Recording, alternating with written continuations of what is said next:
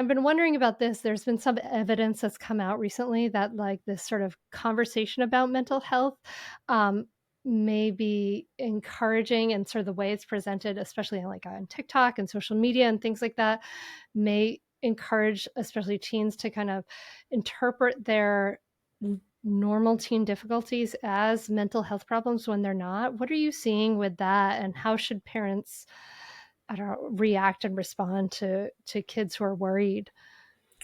So we never want to deny any emotion, right? We never want to say, this is not real or this is not what you're feeling. We never Yeah. want to do that. But what we want to do is frame it in a way that is reasonable. You know, you asked about my childhood, and I had a great childhood, more or less, except for about 8 months where I was deeply and profoundly and scarily depressed. And part of the reason for that is that I'm a pretty intense human being. I have really strong intuition. I think all the time, and I'm really sensitive.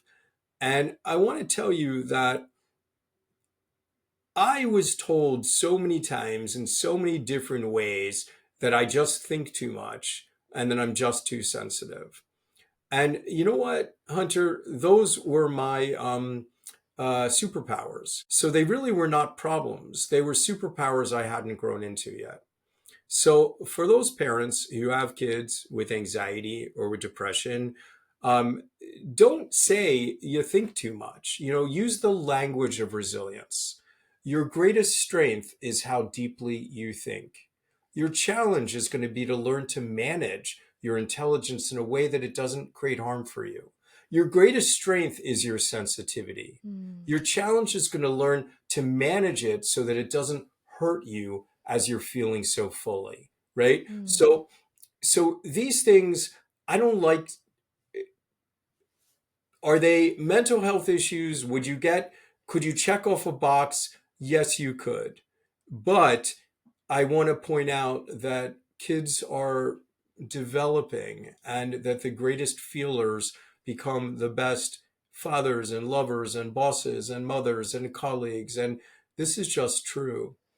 Let me say one other thing about mental health crisis. Mhm.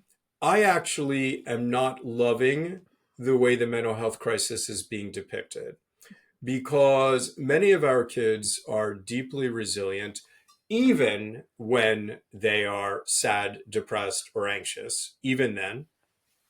But also, I would challenge any viewer to when they listen to this, go to Google or a search engine and go look for the images around mental health crisis. Almost all the images are going to be a child recovering their face, Hmm. right? And the meta message is you can't reach this kid, right? So this mental health crisis language is actually creating a generation of adults who believe that we can't make a difference for kids. The adults are getting overwhelmed.